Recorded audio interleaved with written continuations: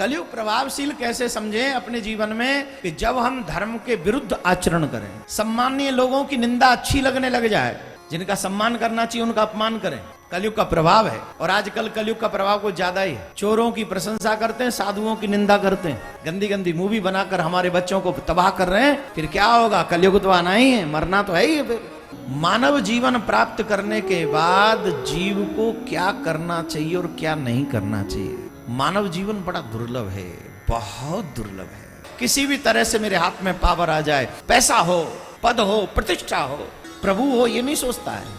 कलयुग प्रभावशील कैसे समझें अपने जीवन में कि जब हम धर्म के विरुद्ध आचरण करें, बड़े लोग बुरे लगने लग जाएं, सम्मानीय लोगों की निंदा अच्छी लगने लग जाए, तो समझना हमारे ऊपर कलयुग हावी है। जिनका सम्मान करना चाहिए उनका अपमान करें, जो काम नहीं बताया दे वेद में और वही करें, तो समझना कलयुग हावी है, कलयुग का प्रभाव है, समझ लेना। और आजकल कलयुग का प्रभाव कुछ ज्यादा ही है। चोरों की प्रशंसा करते हैं, साधुओं की निंदा करते हैं, ये कलयुग का ही प्रभाव तो है। अरे भाई, ये साधु संत कथाकार कुछ नहीं कर रहे तो कम से कम धर्म का प्रचार तो कर रहे हैं। धर्म का प्रचार करके लाखों करोड़ों लोगों को भगवान का भजन करने की एक संदेश तो दे रहे हैं, लेकिन उनकी बुराइयां नजर आती हैं।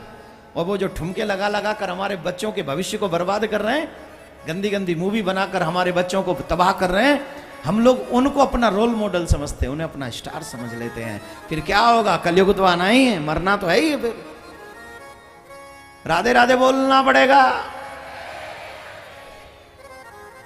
चलिए, हम उनको भी बुरा नहीं, वो अपना काम कर रहे हैं, आप अपना काम कीजिए। कपिल देव भगवान अपनी मां को उपदेश दे रहे हैं। मां ने प्रश्न किया, बड़ा सुंदर प्रश्न है। पुत्र, मानव जीवन प्राप्त करने के बाद जीव को क्या करना चाहिए और क्या नहीं करना चाहिए। मानव जीवन का उद्देश्य क्या है, लक्ष्य क्या है, मानव जीवन का उद्देश्य क्या है, जीवन भर क्या करे जीव जिसे मानव जीवन मिल गया हो। कपिल देव कहते हैं, मां, मानव जीवन बड़ा दुर्लभ है, बहुत दुर्लभ है,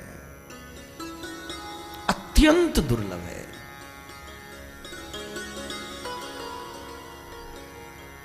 84 लाख योनियों के एक एक पुण्य को एकत्रित करके मानव जीवन प्राप्त हुआ। और मानव जीवन प्राप्त हुआ, उसका उद्देश्य था कि इस संसार में जो चक्र बना हुआ है, इस चक्र में जो बार बार पिसना पड़ता है, इस 84 लाख रूपी योनियों में, कोलू में बार बार पिसना पड़ता है, इससे मुक्ति पाने के लिए हमको मानव जीवन मिला है। एकमात्र रास्ता है जिस रास्ते पे चल के हम लोग उस कोलू में पिसने से बच सकते हैं। एकमात्र रास्ता है, कोई दूसरा रास्ता नहीं है, कोई भी दूसरा रास्ता नहीं है।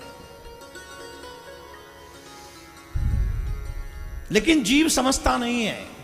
जब मानव जीवन मिल जाता है तो जीव एक ही उद्देश्य में दौड़ पड़ता है, किसी भी तरह से मेरे हाथ में पावर आ जाए, किसी भी तरीके से मेरे पास में सिर्फ पैसा हो, पद हो, प्रतिष्ठा हो, प्रभु हो, ये नहीं सोचता है।